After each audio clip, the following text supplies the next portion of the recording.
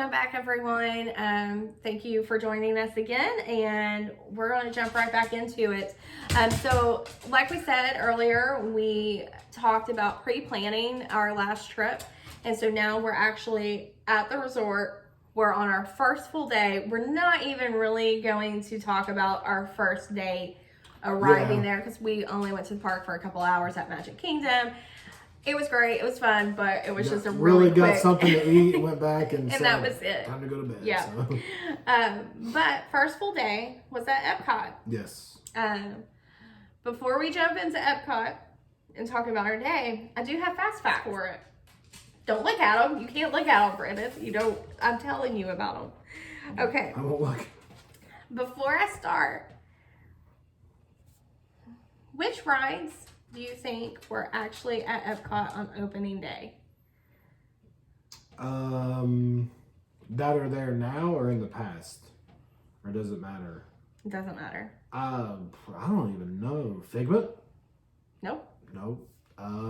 Not Soarin', I can tell you that. What if I told you there was only 2 rides? Only 2. And I will give you one more hint. They are both still there today. I want to say the boat ride in Mexico. I can't think of the name of it. Grand Fiesta Tours. Nope. No, man. Then I have no idea. Okay. So, guys, Epcot opened in 1982, October 1st, 1982. They really like October 1st for things, really don't they? Yeah. Love October 1st. There's a lot of October Anyway, so opening day attractions. I'm going to read the list to you and realize it's a lot of pavilions. There was actually only 2 rides that were opened on the day of the park. But Epcot wasn't supposed to be a ride park, really, though, was it? No. Okay, so this is really interesting. Epcot was Walt Disney's vision was actually that a community would be living around one center, and that all of the transportation center went down to the center of the futuristic world that they were going to live in. And the neighborhoods were all situated in a circle around it. So Epcot, I was looking real quick, actually stands for Experimental Prototype Community of Tomorrow. Yes. And so, of course, Walt Disney did not get to see Walt Disney World come to life. That was largely credited to his brother Roy. Mm-hmm. And their first park, obviously, was Magic Kingdom. Well, the next project then, and Roy shortly died after, 80 days later.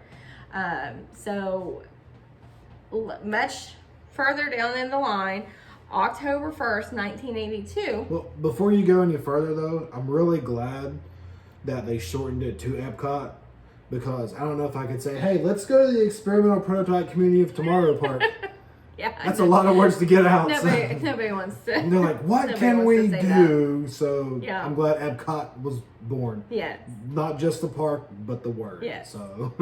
Well, and so they took that original vision of Walt's and turned it into a park where Spaceship Earth is really just that center hub. Mm-hmm. And that there's... That ride, that was there, and it's still there now. You got one. You got one. You got one. And Spaceship Earth, that's the ball in the center of Epcot. Yeah. And then the World Showcase is situated to where it's in a circular pattern around it. And so all the roads end up leading back to Epcot, to the World Showcase, to the Spaceship Earth. Experimental Prototype Community of Tomorrow. And Epcot was really designed to be a place to showcase new innovations. Yeah. Innovations and inventions, both. Yeah. I was just creating a combined word. Inventions. And also just showcase, be an educational place, exhibit. Yeah. And, you get that because obviously almost everything at Epcot has some educational value to it. Yeah, I think it does. Yeah, I really do. And so, again, talking pavilion, their main drive was to have these places to showcase the world and, again, new ideas.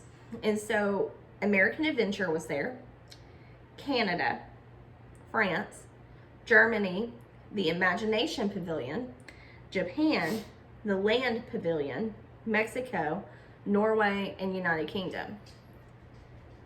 The attractions that were in those pavilions were the American Adventure, Impressions de France, and O Canada. Those are shows. Yeah, the O Canada show's still there. Mm-hmm. Rides. There were 2 rides. Living with the Land. Yeah. And Spaceship Earth. And that was it. I thought Grand Fiesta Tour 100% was there in 1982. Now once you said it makes sense. Like, I get Spaceship Earth, Living with the Land, going back to, like I said, people don't know, Epcot. I got to look it up again. Experimental Prototype Community of Tomorrow. So if you don't know Living in the Land, that's where they grow a lot of their plants, their food. They use a lot of their food for the stuff around the parks there. So I could see Living with the Land now. That makes total sense. So, I mean, it does. I get it. Like, I don't know. For some reason, I thought Living with the Land was newer. I thought it was a newer ride. I think it looks newer because of the greenhouses. They could keep them up to date. Guess. The sand but that they change out. The scene with the house in there. No, that's no. To me, that looks newer. No. That doesn't. 1982, Brandon. Yeah, that looks like 1982 to you. Yeah, it does. Oh, jeez. Yeah. Okay. Well, to me, it doesn't. It looks newer. Okay. You know, the other one that was a big surprise to me that was not there for opening day? I'm going to go, well, no, what? Maelstrom. Well, see, I was going to say that, but you read off the countries. Yeah, Norway was there. Norway was there, but the ride wasn't. Was not. So Maelstrom is the ride that eventually turned into Frozen Ever After. Yeah. You know, that's one of the rides that I don't know. It's special in our family just because my mama, she kind of panicked when she thought she was going down the hill for Maelstrom. They don't actually show that hill anymore. Yeah. Going backwards. Well, the first time I rode it, I thought we were going down a hill, and I was like, we're not really buckled in for this. But yeah. We didn't go down. Yeah, we didn't go down. And just to clarify, you do go down a little hill going forward, but Maelstrom, you slid back and you hung over a waterfall feature, and there where it looked like you were actually going to drop then, and you didn't. You actually slid forward then and went down a little bit of an incline. Nothing major. But my mama, who did not like thrill rides, was fooled by it, and they definitely got her with it. So anyway, Maelstrom, it was special for us. It was a funny ride. But I was really surprised that wasn't there on opening day. Yeah. Okay, so talking about some evolution, we talked evolution of Illuminations last week. We don't really need to go back into that. But just know Illuminations started in 1988. Backtracking a little bit, 1984 Morocco Pavilion was created. 1986 Living with the Seas was created, which I've heard is the largest aquarium in the United States, second largest. There's one in Georgia, I believe, that is larger. Large aquarium. Okay, these next attractions and rides, I was surprised by these dates as well. So, Honey, I Shrunk the Audience came out in 1994. Did you ever get to ride that? No. It was kind of like a Muppet 3D ride. Nope. Almost like a Bug's Life ride. It wasn't there when we went for a honeymoon. Yeah. It wasn't. It was already gone. Yeah. Well, I remember that from being a child. That was a big, of course, then they also had the Honey, I Shrunk the Kids set that was over at Hollywood Studios. I do remember that because we took, we went over there and played, and our nephew, he loved it when he was one. But yeah, I do remember that one. That's what I said. I'm not trying to cheat and look, but I saw that, and I was like, the one in my head, I was like, that's over at Hollywood Studios. I was like, well, maybe there was something else, and I had no idea there was a ride there. So, moving forward, 1996, Ellen's Energy Adventure at Future World. That was the ride that you sat in cars as an audience, and then the cars actually moved. Yeah. So you were situated kind of like you were in a theater, but then the whole set starts moving, and you go through different dioramas of basically the progression of energy. Yeah, I do remember that ride. That was the one with the dinosaurs in it. Yes. That operated until 2017. So that's one that I think that often gets forgotten about, and I loved. Yeah. I loved it. Like, I don't know, it felt a little nostalgic to me anytime we went to it. Okay. These next ones I really think are going to surprise you. Of all the rides at Epcot, what do you think opened next? Now realize. What year is this? That was 96 when Ellen's Energy Adventure opened. I'm gonna say the Grand Fiesta Tour. No. No. That would have been a good guess. Yeah. You're going to be really shocked with that date, I have a feeling. But, okay. 1999. March 16th, 1999. Figment. No! I know! Like, Figment is still not there. By the way, guys, if you don't know, I'm wearing a Figment t-shirt today because we're talking about Epcot and Figment. And, you know, this is my Etsy shout out, by the way. Did get the shirt from Etsy at Create and Ship. It's a navy shirt that it's a canvas, which is obviously really super soft. And then it says that, it's in a circle. It's in a circle, so I'm trying to read it. One little spark of inspiration is at the heart of all creation, which is the song that they play in Figment. Yeah. But we're not to Figment yet. They haven't created it yet. So March 16th, 1999, test track. Really? Yeah. Okay. That one, yeah. Yeah. Huh. Okay.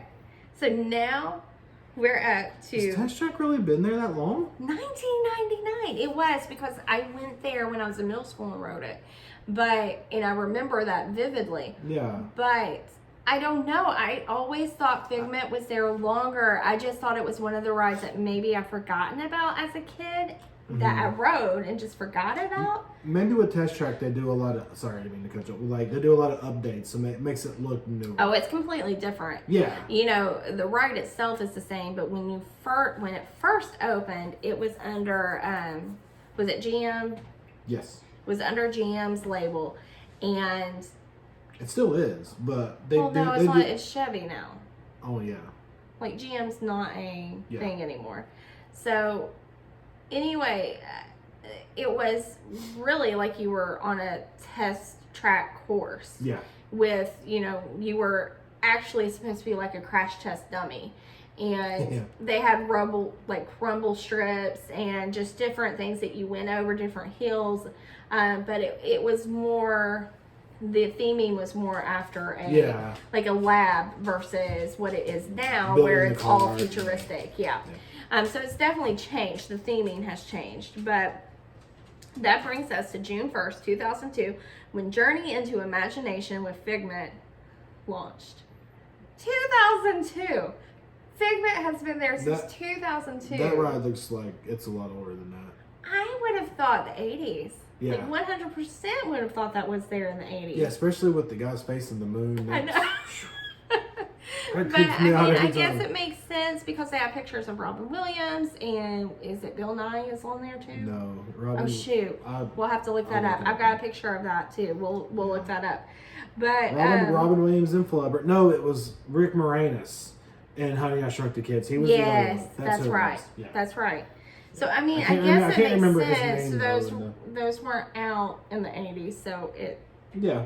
I mean, obviously it makes sense. Yep. But okay, that brings us to our next options, which I'm going to give you 3, and you have to put them in order. Okay. You didn't look at my paper, did you? No. You promise? I promise. Okay. No. You don't promise, do you? No Okay. promises. All right. So, of these 3, put them in order. Soarin', Grand Fiesta Tour, Mission Space. Ready, set, go. I'm gonna say Grand Fiesta Tour, Mission Space, then Soarin'. Because I think Soarin' was a little newer when we went for a honeymoon. You're wrong. You didn't get any of them in the right order. Are you serious? None of them. Okay. 2003, October 1st. Again, they love October 1st for things. October 1st, Mission Space, green and orange. And if you don't know, I don't remember them having both options when we went in 2006. They did. I don't remember that. They did, but we said it would be boring. We'll talk about that a little bit later. But, okay. May 5th, 2005. Which one's next? Well, Soarin'? Soarin', yeah. Well, see, I knew Soarin' was newer when we went, too, because, like I said, 06. Yeah. The Grand Fiesta Tour was after that? April 2nd, 2007, Grand Fiesta Tour. We did not ride it on our honeymoon. We did not ride it on our honeymoon. We rode it the next time when we went with my family. No, there's no way. There's no way. Google told me this. Way. This is what Google said. Your Google machine might be wrong then. Look it up. I am. Look it up. I don't believe you. Okay, well, he's looking that up. Which if that's wrong, Grand Fiesta. if that's wrong, then we may have to completely redo this podcast, because then that means that my sources are not credible. Okay. Frozen Ever After then launched in 2016. Of course, that took over the Maelstrom.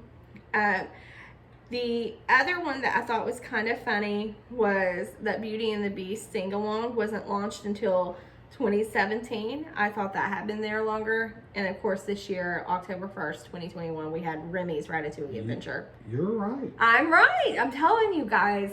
You don't question Google. Don't do it. You know, maybe I was just too into the churros back 15 years ago that I didn't pay attention. But well, I remember as a kid thinking there was not very much there. And now that I think about it, there really wasn't. No. Because there was Spaceship Earth, Living with the Land.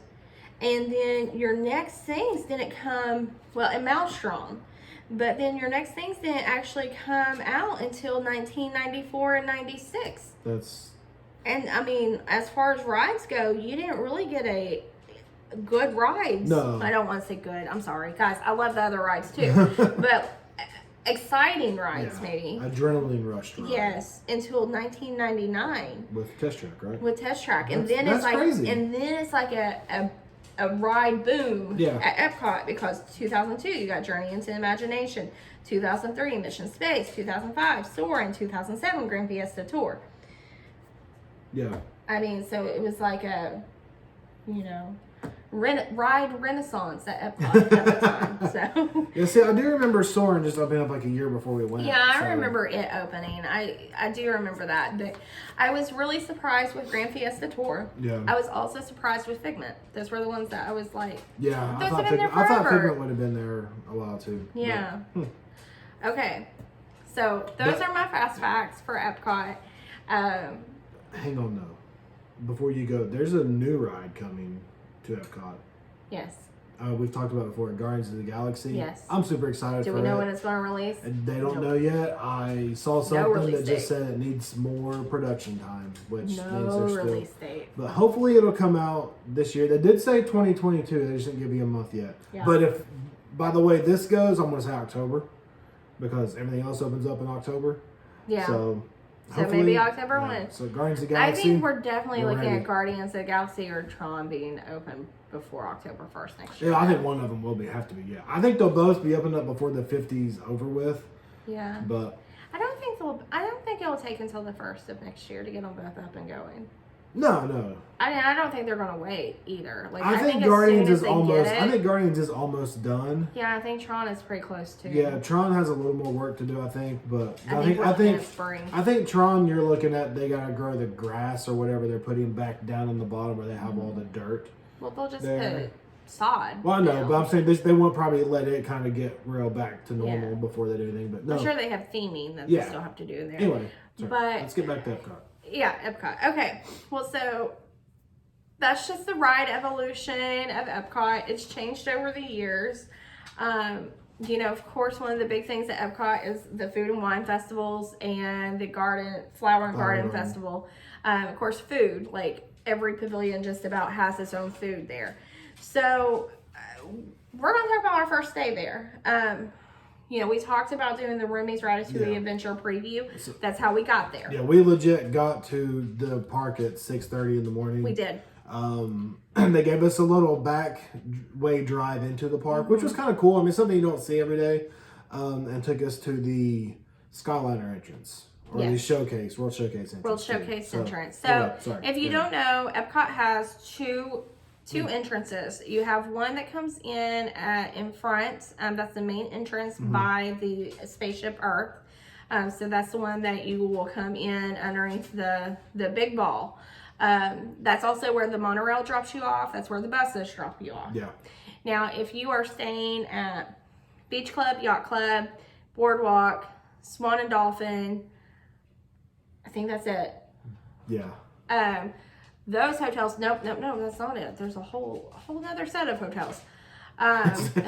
So those hotels I just listed, you can walk or take a ferry to Epcot. And it's going to take you to the same location that the Skyliner takes you, which has hotels with Skyliner is Art Animation, Pop Century, Caribbean Beach. Oh, I thought you meant Riviera. the walk-in hotels instead I know, of but then I was just thinking about what was at that. Yeah. So all those hotels will bring you to the same entrance, which is at World Hotels will bring you to the World Showcase entrance. So World Showcase entrance comes in between France and between England. Maybe. Yes, because it's England, then Ireland, then Canada. Is it? Yeah. Am I getting that right? I think. Double check me. I am. And so that entrance brings you at the back of World Showcase. So depending on where you're going first and what time of day it is that you're wanting to go, you can decide which entrance you want to use. You can also believe you can park at Boardwalk. You still have to pay. You still have to pay that $25 a day for it, but you could park there and walk in on that using that entrance. So is that right? I'm pulling it up here. I had to get a little closer. France, United Kingdom. United Kingdom, yeah. Yeah. Yeah, okay. That's where it comes in. Yeah. So it's between France and United Kingdom. Okay, so we came in using the World Showcase entrance. We've already talked the preview. We don't need to go into details about that. We did that because of Remy. That's why we had to come that way. We did have to leave the park then and come back through the World Showcase entrance. They did let us stay back there. We didn't have to go back to the front of the park. Yeah, because we already went through all the detectors, so we... Right, so we just really went back into the line. The park hadn't actually officially opened yet. So we had to wait in line, waiting to be brought in. And the park actually opened later than what we thought. Yeah, we thought it opened to 10, but it didn't open until 11. 11. So we ended up having to wait a little bit. And what they'll do, so then we didn't really intend on doing an official rope drop, but that's actually what we did. So we did rope drop the park. And what we mean by that is that you're at the park right when it opens. And so there's a posted opening time. And then there's the time that they will start allowing guests to enter the parks. And usually it's about 45 minutes before the posted time. So at 10:15, they did start allowing us into the park. It was about 10:15. I think we would have got in sooner, but with the Remy going on, they were still trying to get people out. Because there were some people who were kind of... What I think actually happened, because when I say 10:15, I don't... Like I said, we have friends that went with us. They were at the front of the other side of the park. And so at 10:15, we know that the main entrance started allowing guests in, but they held us a little bit longer. So I don't think we actually got in the park until about 10:20. Yeah. And then once you do go in the park, they stopped you again. They stop you again. So there's common places that they will hold you off to. You know, like if it's Magic Kingdom, you're being held at the hub before you can go into the different lands to go to the different rides. Yeah, we got held at the bridge that either takes you to France or you go straight to the United Kingdom. This is the piece that I found very frustrating that day. is that they said that all of the quickest way to the ride, or to any of the rides, was then going down through United Kingdom, down through Canada, and wrapping back around. It so was not the quickest way. I think it is. I mean, like, distance-wise, I think it is a shorter distance. But it didn't set you up for a good space for getting onto. We were going to Frozen because our friends, their little girl was with us, and that was the first ride on their list. I mean, that's one that tends to back up a line. Yeah. So then here we are, getting held back at the bridge. They wouldn't let us cut through Morocco to go that direction, so we had to go back down into the front of Epcot. We got then to Canada, and they held us again. And then they held us again when we got, before we got to where people from Epcot, the main entrance, was coming in, and to where the Coming Out World Showcase met. It's kind of, I'm trying to think how to explain it, but it's like they wanted us all to meet, and then all of us just like rushed in is what it felt like. Right. So. Right. And then, so then you got clumped together with everybody coming in, and then had to start walking and wrapping around. By the time you got to Test Track, then they let you go. Yeah. So basically they knew that rope drop people are either going to Soaring, Test Track, or Frozen. Yeah. And so they held you until you got to Test Track, and then they just let you go.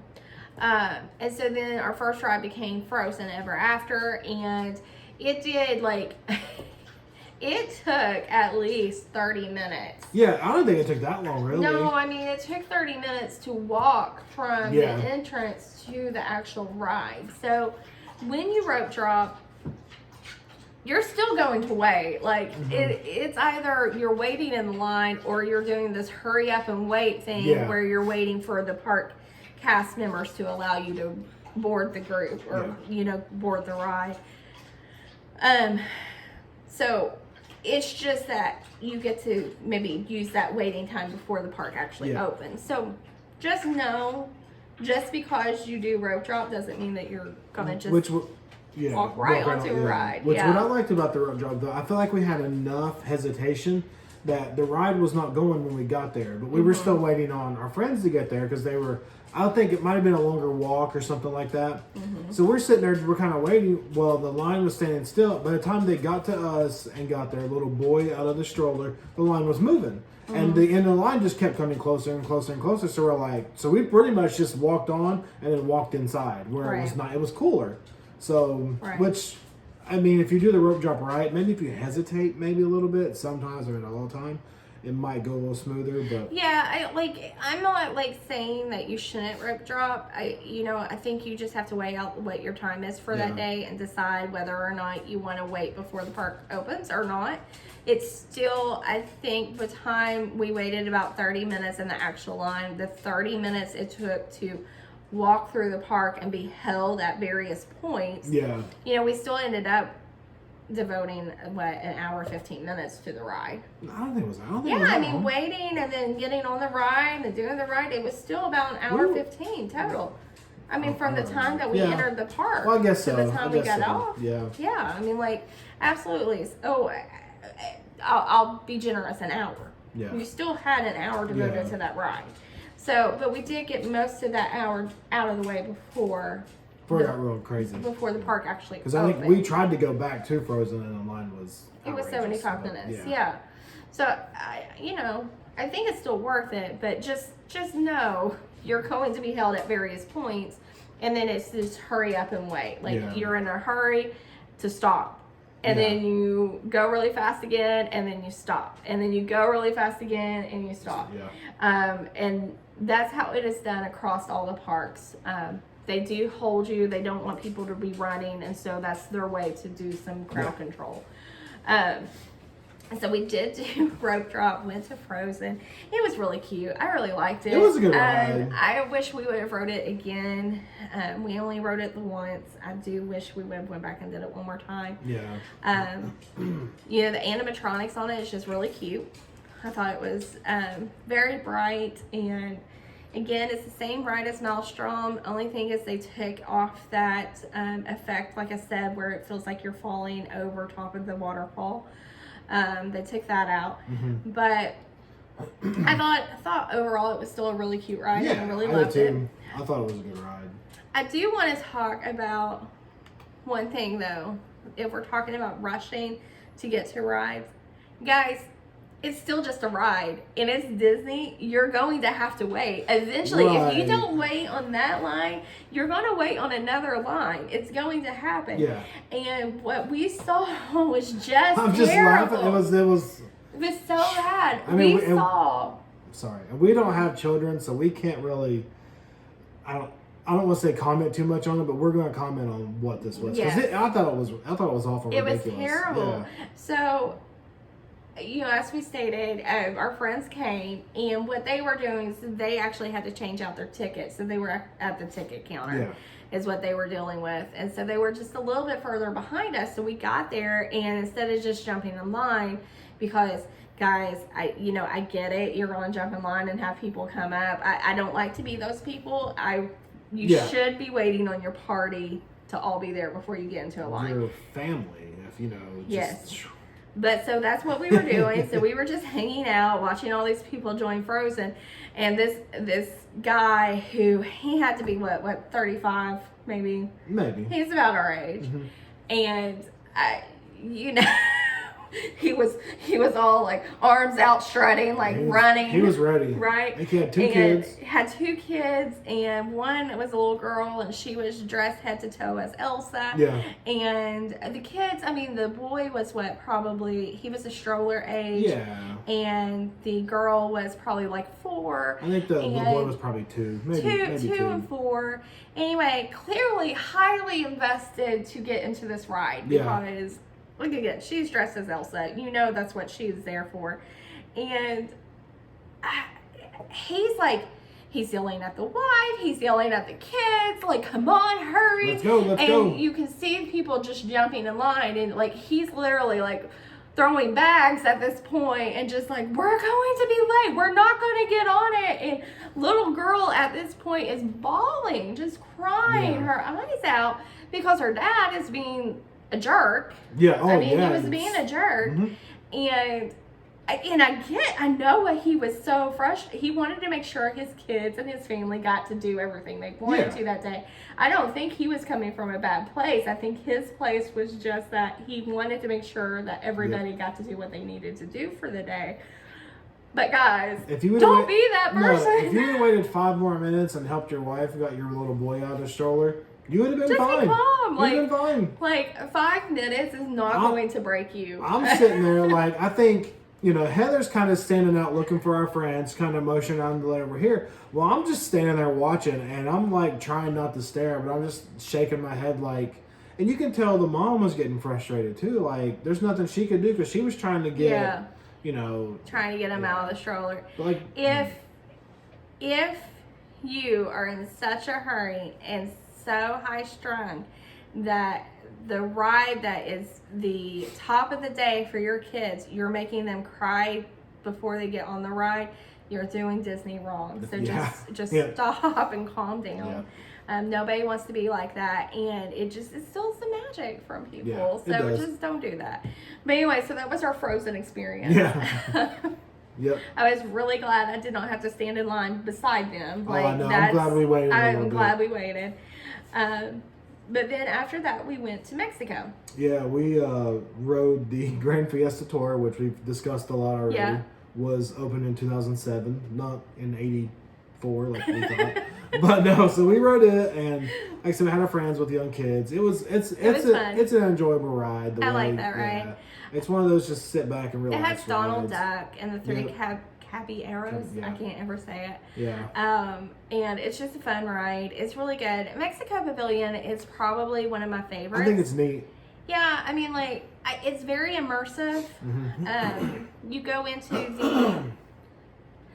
into the pyramid, and it's a Mayan pyramid, and you have this what looks to be like an outdoor marketplace, and has just different crafts. They get a lot of neat little things. Yeah. Like our friend bought one of their little ceramic Day of the Dead skulls. Yeah. Yeah, it was really neat. And then of course you have the restaurant in there, which is San Angel and Restaurante. And yeah, that's it. so you can smell like tortillas and salsa and whatever else. And then of course you have the Mayan pyramid in the background as a backdrop, and this river that runs in front of it.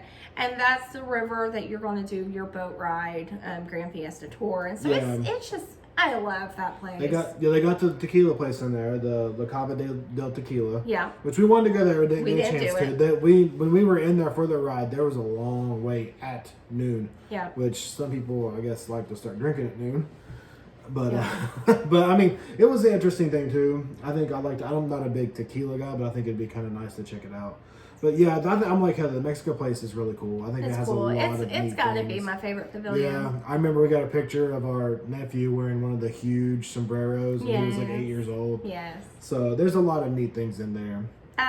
It's the one I think we go and explore the most. Most of these pavilions we haven't really explored too greatly. Like, we need to do that more. Well, it's just like we were in Germany and we didn't know that there was a little drink beer place in the back of it. I told Heather, I was like, we missed it. All the pavilions have like a back so, walkway in it. Yeah, so remember that when you go, maybe travel as far as back as you can. Get off that main walkway. I love me some German beer, and I would had one or two, but I didn't know it was even back there. So there's always this big debate right now about whether you start in Mexico or if you start in Canada.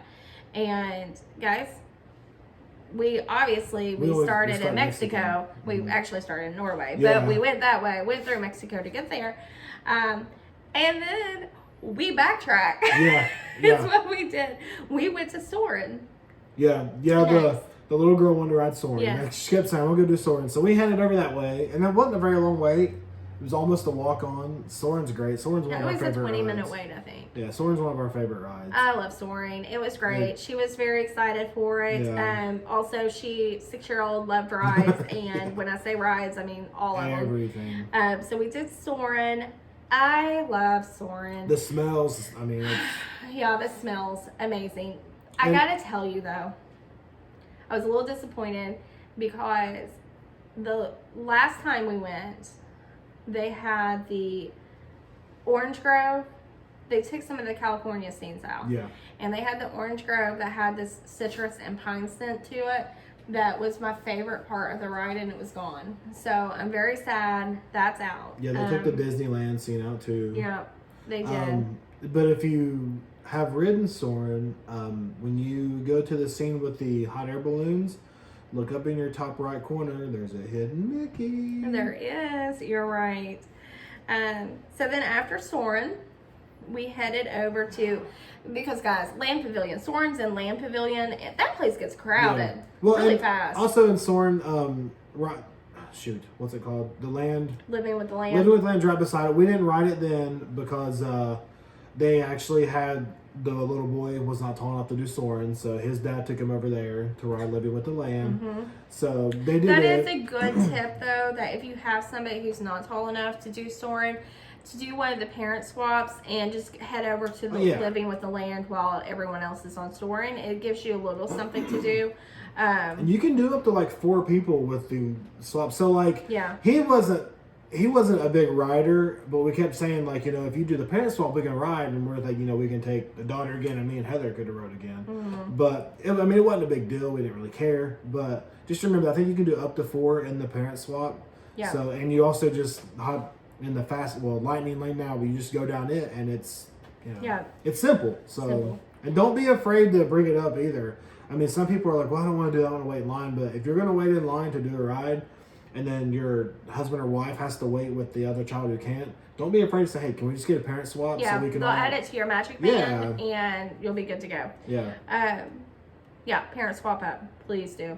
And like Brandon said, you're able to take your other little one back with you again. The one that could ride, they may get to ride it again. So it's great. So then we went to Seas with Nemo and Friends. I didn't like that ride. I got, you know. We got stuck. Okay, so it's the shells. It's an Omni, what is it called? It's not an Omni mover. I'm not sure. Shoot. It's on a track. I know Anyway, that. it's one of those. It's one of the rides where the track, it doesn't stop. It's just a ride. It just keeps moving. And it was a shell similar to like what's that Little Mermaid at Magic Kingdom. The shells didn't bother me. The little scenes with the fish didn't bother me. But once you got on the EAC, oh my gosh, Eastern Australian Current, too long. I had to close my eyes. No, it's not. It wouldn't normally be that long though. So we got stuck in the one place where it's the EAC. So the EAC, looking at Nemo, is the current where Crush and the sea turtles are, basically riding this roller coaster to where it looks like you're going really fast. Well, so they have this effect in there where it's a screen and the bubbles are moving super fast and the turtles are just swimming past you super fast. The bubbles are going this way and you're going this way and the ride came to a stop first. And then when it started, it was just going like very super slow. Yeah. It was barely moving. So we got stuck in this effect for 3 minutes? Something like that. Yeah, I couldn't handle it. It was a long time. So then by the time we got off of it, it was a little much. Normally it's not like that, guys. Normally you would get through that. More than a little, but... Normally you would get through that section very fast, but... I told Heather, I was like, no more, we're done. So... But don't listen to us. Please ride it. It normally is fun. It's normally a fun ride. And, with Nemo, they have that aquarium there, too. So we kind of walked around the aquarium a little bit after that. You get to go see Bruce, get your picture with Bruce the shark. Oh, yeah. Yeah. And so, we didn't do a whole lot of the exploring in there. We ended up just riding, and then everyone was hungry, so we started to go get food. And luckily, while we were there, it was Food and Wine Festival. So we went to... Ireland. So, going back to the question, do you start in Mexico or do you start in Canada? We kind of started in both. Yeah, we did. Because we went to Mexico and then we went to Canada. We didn't go through the top part of the countries. Anyway, so we went through Canada. I think that, though, we had a game plan of what we wanted to do. Yeah. Like, we knew we wanted this food in Ireland, and I'm a huge fried fish fan. So we were like, this is why we went there. So Ireland's marketplace, or their food booth, is situated next to Yorkshire County, which is a permanent food fixture in United Kingdom. And so Yorkshire County serves the Rose and Crown's fried fish and chips. So good. So we knew we wanted that. Mm-hmm. We also knew that we had seen basically a bangers and mash. It was the roasted Irish sausage with cold cannon potatoes. It was very good. Mashed potatoes. And onion gravy. And that was in the Ireland booth. So we got both of those. And it wasn't usually a lot of times with your booths, your food's not very big. But I felt like that was a good portion of food. It had two sausage links with it. A pretty good scoop of potatoes. And we did share the fish. The fish too. And so for both of us, that ended up being a really good meal. I also got the with the in the Ireland booth. Mm-hmm. I got a Kilkenny Irish Creme Ale, which was good. Yeah. But on a hot day, I do not recommend the Creme Ale. Just in general, I went into Epcot feeling like I was going to drink a lot more than what, drink around the world. I really thought I was going to do that. It was just so hot. I think drink around the world will be good in the fall. Like December when it's a little cooler. Yes. Because but the the Creme Ale, it was good, but it was just too hot for it. Too hot. But you did pretty good because you're going to get ready to talk about your next one here. But so anyway, though, before we went though, I'm trying to jump around. I told Heather, I was like, "Is it poutine? Is that how you say it?" Mm-hmm. I was like, "That does not look very good to me. It does not look good." Well, we were kind of sharing, so I threw some of the French fries in with the mashed potatoes and gravy, and I really wish I And would have got that. we never made it back to get the poutine either. So that's because it was something, good. I was like, man, maybe we should try this. Yeah, that was at the Canada booth, but we didn't make it to it. You did get a harp I got a harp lager with the fish and Yorkshire. chips, so that was good. Okay, but so then after we had the roasted Irish sausage and fish and chips, we needed to meet back up with our friends, and so we, like I said, it was hot. It was so hot. Very hot that day. And so we knew that the Canada Pavilion had the Appleseed orchard, and so you could go inside there. So we went up there to wait, and they have actually some pretty good tables to sit in there, and that's in the O Canada Theater. Normally there's a show there, but when it's Food and Wine Festival, they use it for a food booth. Yeah, well, the theater had just like rows that you stood at, and then but if you walk out, they had a few tables. We were lucky enough to snag a table. Right. So, but yeah, we had the apple crumble tart, which I highly recommend. It was great. I'm a huge apple person. I love apples. And, it was good. You know, any apple pie, anything, I was all about. It was good. I liked it. I had one of the only drinks that I had that day, as far as alcoholic drinks go, was the Apple Blossom Sky. Now, it was served in a mule cup, and so I was really thinking it was going to be very strong mule. It was Fanta apple, ginger beer, float wall apple brandy, flood wall apple brandy, Burton's Maplewood Farm apple jack brandy, barrel aged syrup, and mini marshmallows. And I was just really thinking that it was going to be kind of heavy on the ginger, because you know I love spicy flavors like ginger, cinnamon. She loves gingers. Brandon's a ginger, guys, just so you know. But anyway, what it more was, it was very sweet. It was very sweet. It was good though. I guess it is that barrel aged syrup that they had in it. I guess that's what it was, because it tasted more caramely to me than ginger. And then when you have the marshmallows on it, it was too much. It was too sweet for me. I didn't like it. I thought it was really good though. But could you have drank it? I mean, you tasted it. I drank half of yours. I don't think you drank all yours. I drank half of yours. Oh, well then you did pretty good, because it tasted good. Yeah. But I couldn't drink it. It was too much. It was way too sweet. So I wasn't crazy about that. You had a drink there. Yeah, I did. I had the three daughters apple pecan brown ale. Yeah. And it was good. It was different. I was gonna do the flight. Yes, the flight. But I'm not big on sour beer, and one of them was a sour beer, and I think the other one I've had before, the beer. And I was like, well, I've already had, I don't want to try it out. And then they had a cider flight, and one of the ciders I've had before, which it was the Blake's Mount Sherry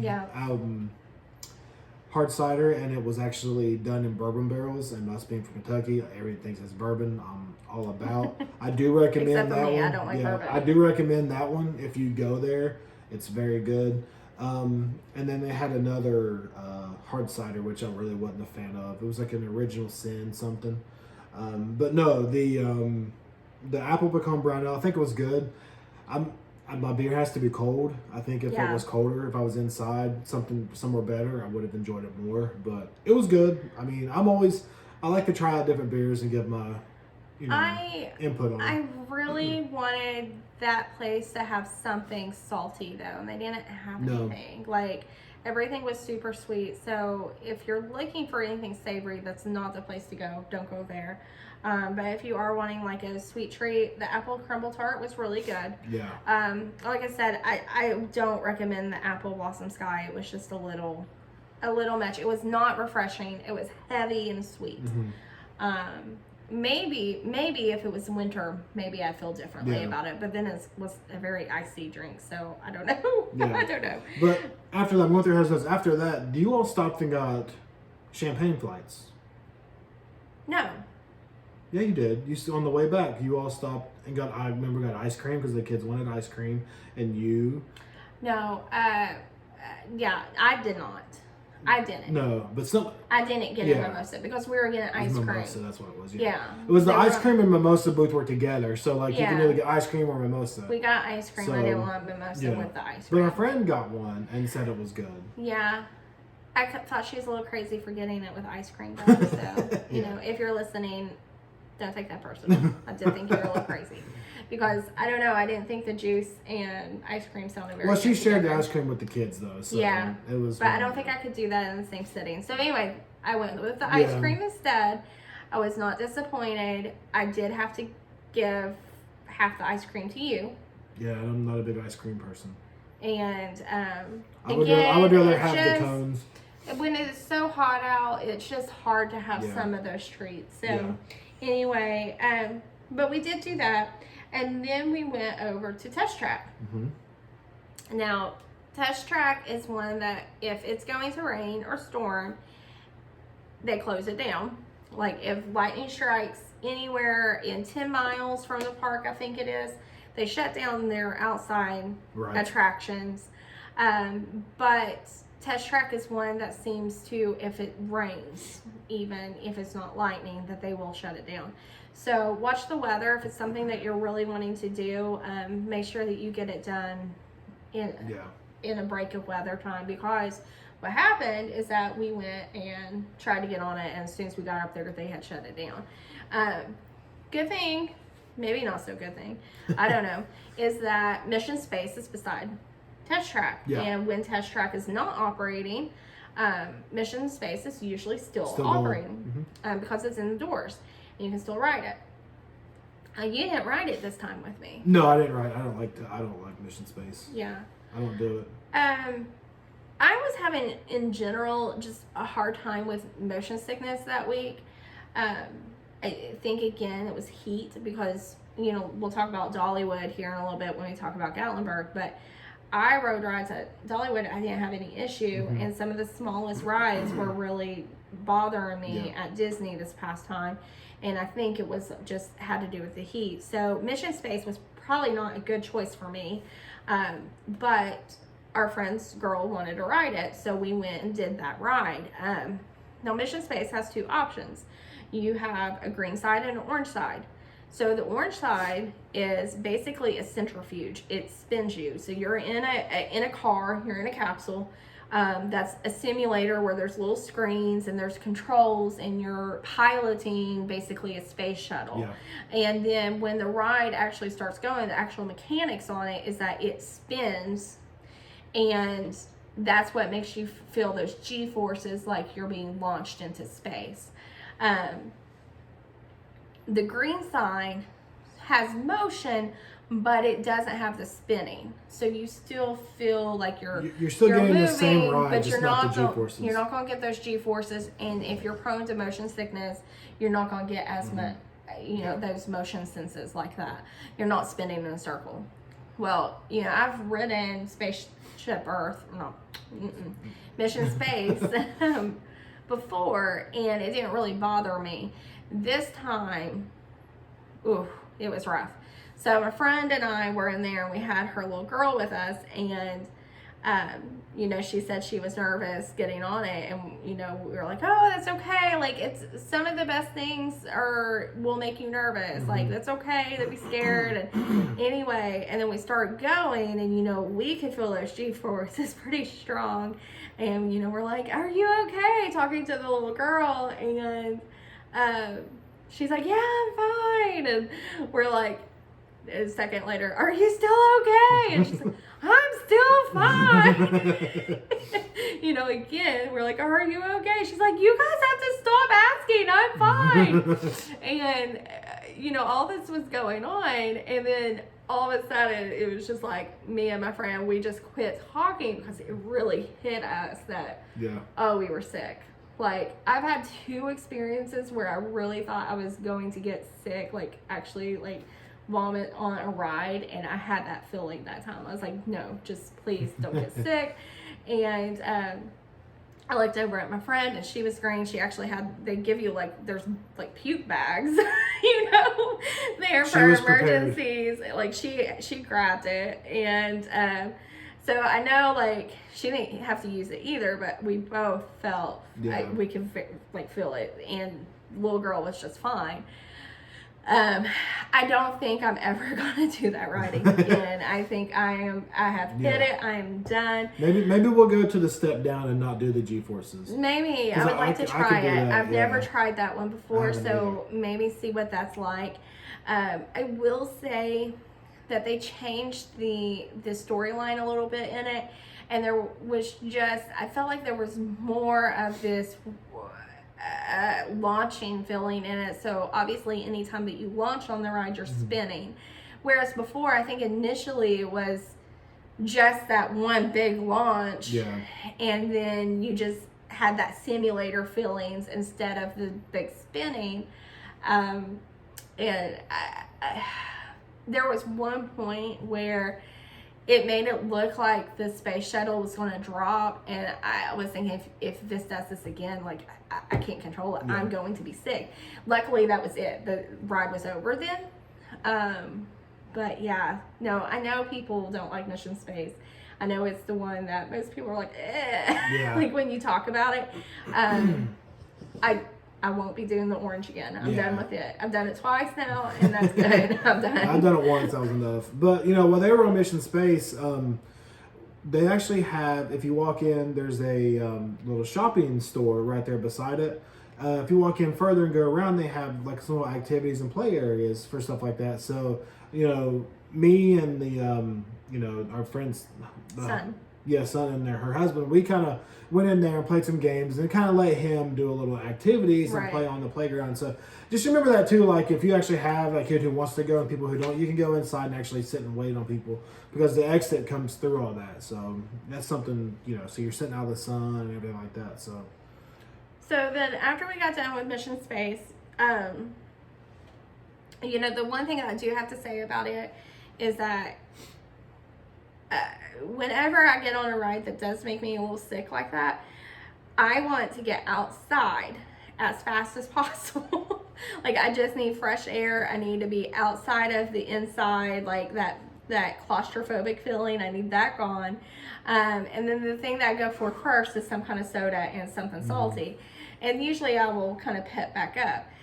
That hallway to get off that ride to the outside is so long. Like, I felt like it was never ending. And there was one place that there was some emergency doors, and I thought, I'm going through it. I'm busting through. I'm going through these doors because otherwise, like, I'm just going to be sick. I have to get out.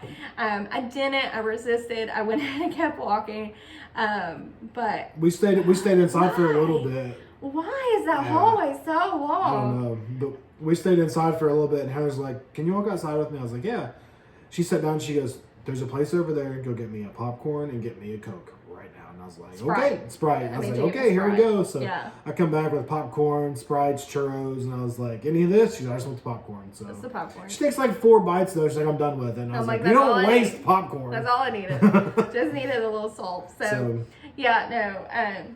And then after that, she was good. And then we went over and hopped on Test Track. Test Track. Test Track was back open and rolling, so we were like... We waited, 20 minutes on Test Track? Yeah. I think I think it took us longer to build the car than it did to wait on anything. Yeah, to wait. So yeah. So Test Track, if you haven't done that for a couple years, that had been the first time I have been there to build it. Mm-hmm. And, you know, you use your Magic Band or your card, your key, to link up and make a car. And when you do the ride, so you're doing this on the screen, you're doing this virtually. This is one of these rooms that they use as a holding space to make you feel like you're doing something while you're waiting in line. Yeah. And so it's a holding space where you're at a kiosk, you're assigned one, and you'll build a car electronically. You get to add different features like which tires, is it going to be energy efficient, is it going to have more performance? Yeah. And then later you're going to test that through the Test Track, and you link that up with your Magic Band. So once you've built it, your Magic Band has been scanned, and you ride the car and you scan your Magic Band before you get on the ride again. So it knows which car you're going to be on. And all throughout the ride, the different tests that it performs, you get to see how your car is ranking up to other people in your vehicle. It's neat. I mean, It's pretty I cool. think it's just something you to do if you go on the ride. Yeah, but, and then too, just to get to build it and see how it does, and you get to see, like, I don't know, I feel like it's one of those educational places where you get to see, well, if I'm being a little bit more energy conscious, then is the performance going to, yeah. be hit hard for that? And so you get to see how things work and like what car builders probably have to take into account when they're building vehicles and testing them. So I thought that was good. It was a fun ride. Of course, Test Track is fast. There's a lot of jerky motions, a lot of little drops. I don't want to say I don't like saying drops. I want to say downhill inclines. Yeah. Fast downhill inclines. Downhill, and wouldn't it be a decline? Decline? I don't know. Downhill, I don't know how you downhill. Anyway, you go down a hill fairly fast, but I don't want to say a drop because they're not big. They're like little. Right. And then, of course, your final test is the speed, and you go, 65 miles an Something hour. like that, yeah. It shows you how fast you're going. Also, 65 miles an hour doesn't feel fast when you're in your car and you're on the highway, but when you're in that little car and outside with the air, it feels fast. Yeah. It's very fast.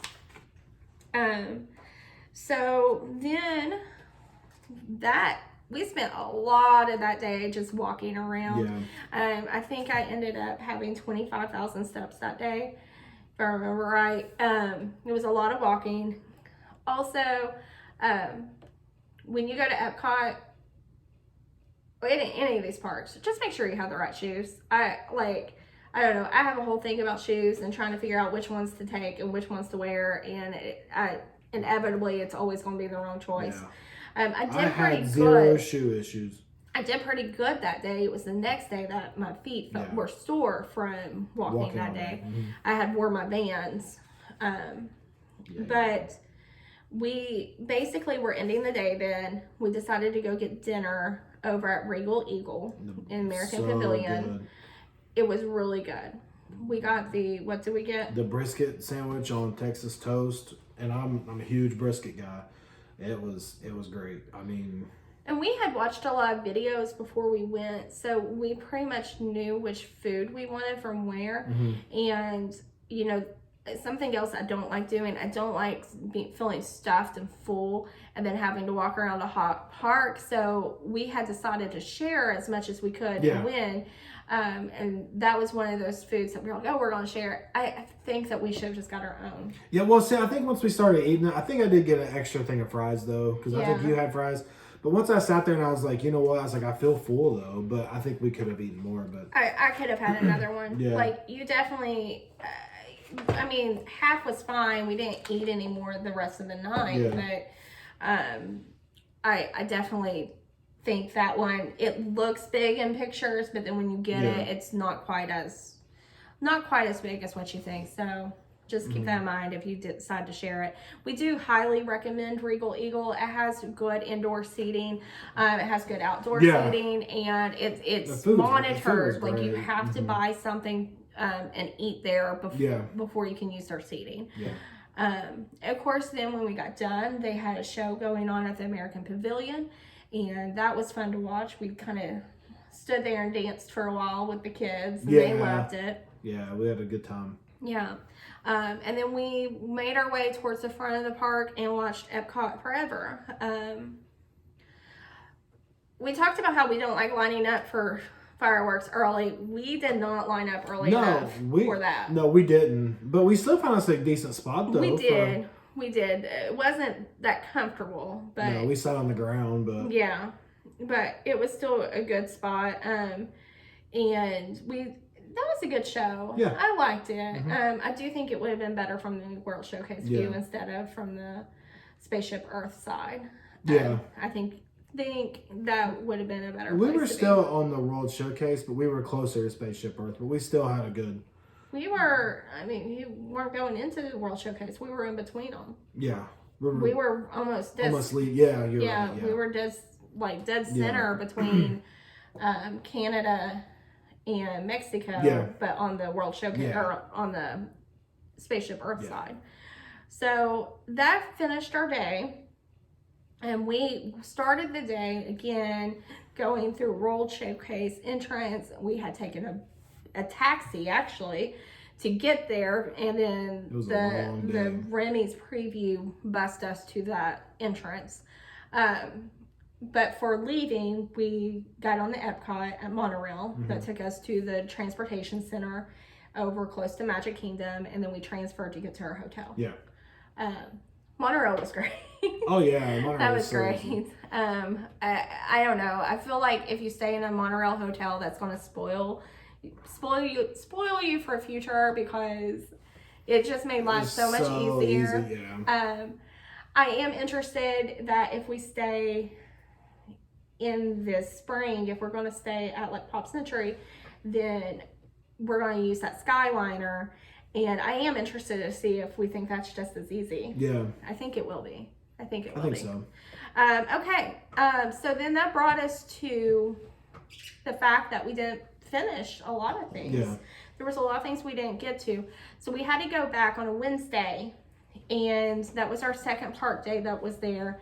We did start that Wednesday as being a resort day, which was something we hadn't originally planned. It was nice because we got to really sleep in and relax. If you're staying more than 4 days, you need a resort day. Yeah. Like, plan it into your plans. 4 days park, 1 day resort, perfect. We were there for 8 days, and we hadn't planned a resort day into it, and then about halfway through, we were like, no, we need this. The Wednesday resort day was great. And, we didn't do much Wednesday either. No. We went over, we had reservations at Epcot again for Le Cellier, and it just started pouring the rain. So we rode a handful of rides.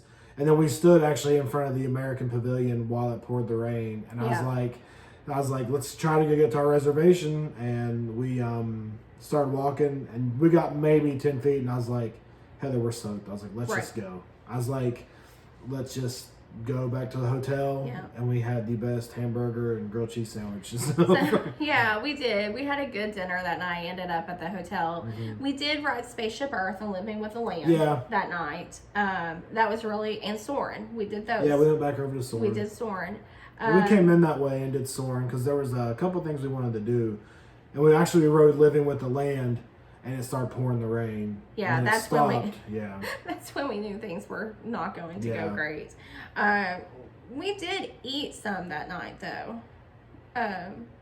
The night that it rained. That's the day we went to Germany. We didn't eat a whole lot because we knew we went also. That's when we did brewing. No, it wasn't. Brewing what? Yes, it was. You're right. Yeah. We did brewing. That's when we did the donut box and we did the brewing. Oh yeah. So we did eat that day. We were trying to eat early enough that we would be hungry at a reservation though. And so we really just snacked. Which I'm glad we did snack, because if we didn't snack, we would have been starving. Yeah. We got the chicken sriracha, crispy chicken sriracha donut from the donut box. So it was good. That was a sandwich. It was a donut that had sriracha glaze on it, which was basically like a mayo glaze. Yeah. And had a crispy piece of chicken and some coleslaw in it. You really liked it. Yeah, I did. I thought the chicken was good. It was weird with the donut, but the chicken was actually really good. I'm funny about mayo, and there was just a little too much mayo for it on there for me. And the other thing was that I bit into a bad piece of the chicken, so then I couldn't finish it. So you had to eat it. But I thought the chicken was good. You loved it. Then we also got the teriyaki chicken wings from Brewing. And did you get a beer from there? I got the Blake's apple lantern pumpkin cider. It was pretty good. And so then again, we tried to go walk around, and rained and ruined our reservation, and had to go back to the hotel. And that was pretty much our day on Wednesday. Well, so since we knew that we didn't get enough Epcot in, we changed our plans to where we didn't go to Animal Kingdom on Saturday like we originally planned. We decided to go back to Epcot again that Saturday. And on that day, again, we did Spaceship Earth again.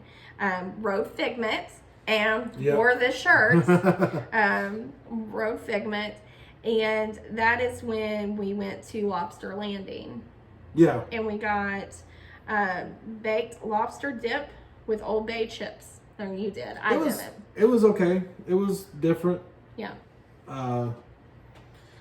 The chips were good. The dip was. I wouldn't get it again, but I ate some of it. Yeah, the chips were good. I had the chips. If I didn't have to have the lobster dip with it, I would have liked it. I think I got a beer with it too. I don't know which one I got. I think it was just the plain beer. Now I wanted to go there for the Steinberg sparkling Sauvignon Blanc, and I really love sparkling wines, and so it was really good. It was real refreshing. It was one of the only drinks that I had that was alcoholic in the middle of the day like that, and so it was still good. And then we walked around, shopped some more, and ended up, we got macarons from France. Oh, yeah. That was a big deal. We had to wait in line for like 20 minutes for those. And then we ended up going to Le Cellier then that night. It's pretty good steakhouse. Yeah. What'd you think, really? I wish I would have got the filet. I got the New York strip instead because it came with mashed potatoes. When we ordered, when Heather goes to order her filet, she asked if she could substitute, and the guy's like, well, we only make a certain amount of stuff, so I'll have to see. Yeah, and we couldn't get an answer, and I was like, well, I'd like to know, because if they substitute, I want the filet. If not, I'll have to get the strip, because the filet came with like some tomatoes, and I do not like tomatoes. No, the filet and mushrooms. came with mushroom risotto, Yeah, and like neither a one of tomato, us are crazy about mushrooms. And so I just knew that we wouldn't like that. And so I just asked him if they could substitute it. And, he was a pretty good waiter otherwise. But, yeah, the way he handled that was not great. And then what was really funny about that was after we placed our order, the table next to us had the same question for their waitress. Yeah. And she immediately responded, oh, yeah, that's fine. We can do that. No problem. So. Like, he couldn't go and check to see, but. Yeah, so again, right now with Disney, they're just like anywhere else. You're going to have good cast members and you're going to have bad cast members. That's one that I think that if they had came back and said anything other than it not being able to do it, that I probably would have complained and been a little frustrated. Guys, Le Cellier is not cheap. It's an expensive steakhouse. And so if there's something that you don't like that's on the plate, like, ask for a substitute, because... Yeah, I mean, it's not just that I would rather I ended up getting the, it was the potatoes au gratin. Yeah. And it's not that I would have rather had the potatoes au gratin. I don't like mushrooms. Yeah. So, like, it wasn't. The potatoes sounded better. Yeah, but if it had just been risotto that didn't have mushrooms in it, I wouldn't have insisted on having a replacement for it or substitute. Because you go into these steakhouses, you go into these nicer restaurants, the way that the chef has designed the meal is to be the best option. But if you don't like an item that's on there, then, it's not going to be good to you. Yeah. So, anyway, I did get the maple cream brulee. It was good. Oh, and I forgot. I also got the Canadian cheddar cheese soup. Mm-hmm. It was fantastic. So that's iconic. People love the cheddar cheese soup, and you have a pretzel for dipping with it, right? Yeah. I didn't like it. No, I loved it though. I know you did, but I didn't like it. I think it was like a beer cheese soup, and Heather's not a big beer person. No, it's just. She said it might have been too cheesy. I don't think there's such thing. I do. Sometimes it's kind of like mayo to me. If I could have gotten the soup in the meal in a huge tub, I'd have been good with that. When it's cheese and saucy, like liquid type cheeses, you can do too much of it, in my opinion. And it was just a little too much for me. It was good. I loved it.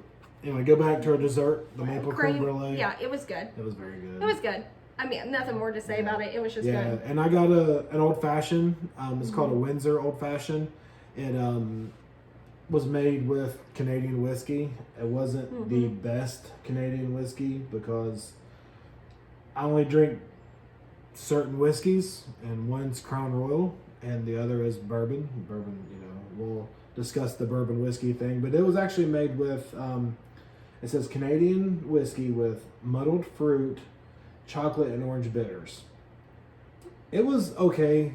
It was really, really chocolatey. I know that sounds weird, but I drank it because I don't waste drinks. Right. So, but I guess I don't think I would get it again. But I don't think I would go back to Le Cellier I don't think again. I would go back to Le Cellier. No. I'm glad we did it. I think that if somebody said that they're going to go to Le Cellier for their first time, I would be like, yes, you should go. Yeah. You should do that. The steak was good. You the weren't steak was crazy about good. yours, I mean, it but was now good, mine. We talked about this before, that we compared it to Be Our Guest, and my filet at Le Cellier was better than the one at Be Our Guest, hands down, 100%. But my steak at Be Our Guest was better than Le Cellier because I had a filet at Be Our Guest. yeah, you can't compare a filet to a New York strip, though. Like, you can't. I did have a filet in both places, and Le Cellier's filet was better. Well, I had a bite of your filet. However, which place did I like overall better? Be Our Guest. So, it just depends on what you're really going after. I do think it's something to do. I was talking to my cousin, and Le Cellier was one of these places that she said that she's wanted to go to for a long time, and she's never been able to. And, I told her, I said, yeah, if you get an opportunity to go, you should, but don't feel like you're missing out just because you can't get into it. So I think I could have, because they had a Canada booth. I think I could have just went and got the cheese soup and been. Yeah, now they said and this is the same thing as the fish and chips. They said the fish and chips at Yorkshire County is, while it's the same people who's doing the Rose and Crown, the Rose and Crowns are better. Yeah. And the cheese soup that's at Le Cellier is better than what is at the actual food booth. Now, I would be interested to see that in a blinded taste test, because I don't know. I'm wondering if it's experience versus taste. It probably, I say it probably is. If it is just taste, that is something to keep in mind. But anyway, I don't know. We haven't tried the cheese soup at the booth, and we haven't tried the fish and chips at Rose and Crown to compare the twos. But I do. The fish and chips at Yorkshire were great, though. They were fantastic. So I would imagine the cheese soup at the booth was good. Mm-hmm. But okay, so we got anything else for Epcot? I think that's it. That was our Epcot experience. Okay. I thought it was about a good time. We had a great time. So we're going to take another short break, and then we're going to come back and talk about Gatlinburg for a little bit.